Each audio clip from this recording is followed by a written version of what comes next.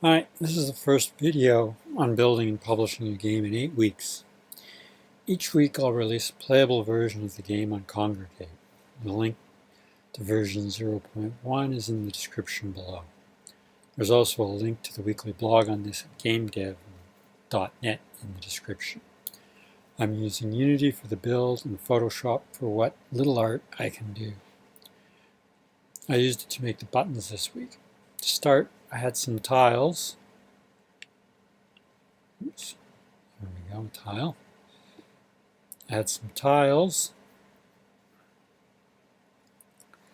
with tracks on them from an old project. So I decided to make a mobile endless runner based on changing the path by changing the tiles while the whole board moves down.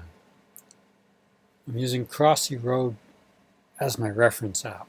It's free to play, but they did not make the game suck if you don't pay. If you watch ads or pay some cash, you can get some extra characters faster. Since I want to finish this in 8 weeks, I have to be careful about costs. Costs of features and graphics and coding time and cash is something I have to watch. Feature creep's going to be a big worry. I'll start prototyping the game mechanics. My first week of progress, I have this. Oops. Play and start this running.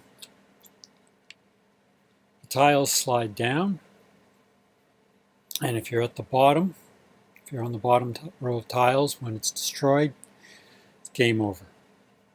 And there's a bunch of transforms here, and they will flip the tile you are on. Let's see if I can.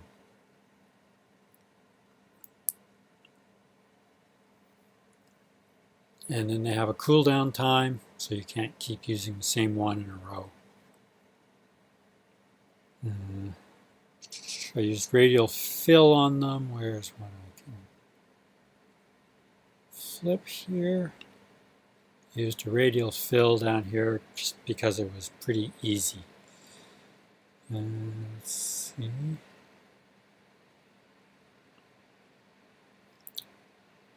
As in the inspector, you can see it's just an image. Select type filled method 360.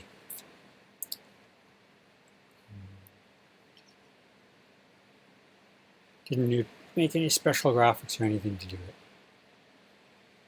The buttons all go inactive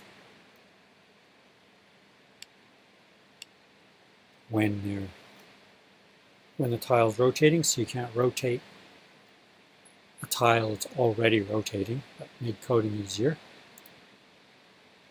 When you reach the edge of a rotating tile, you'll just stop and wait.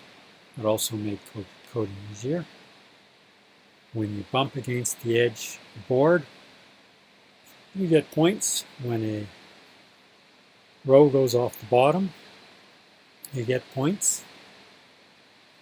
I made it 9 points for bumping against the edge and 10 for row go off the bottom, so you don't get all multiples of 10. That'd be boring. I added high score. There we go. Dying by going off the bottom. Start again. I added Congregate score stats, so you compare your score with others in Congregate. And after I added the restart button, deaths, scoring, that made it a playable, if not very good game. But having a playable game makes testing more enjoyable, which means I do a lot more. I also added Unity Analytics to the buttons down here, and to the overall game time and score. I might want to know which buttons are used more for play balance in the game in the future. For testing, I made some things available and easily changeable, especially on the board, like the shift speed, how fast they go down, and board size.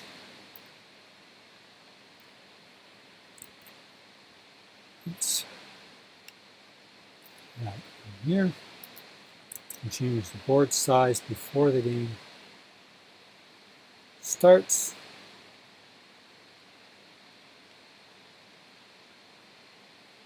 And even during, without recompiling or anything, just hit start again, new board size. Also the shift speed, see over here, slowly increases. All these things can be changed while playing, makes testing and play balancing easier. So, thanks for watching. Next week, hopefully I'll be able to add bad guys.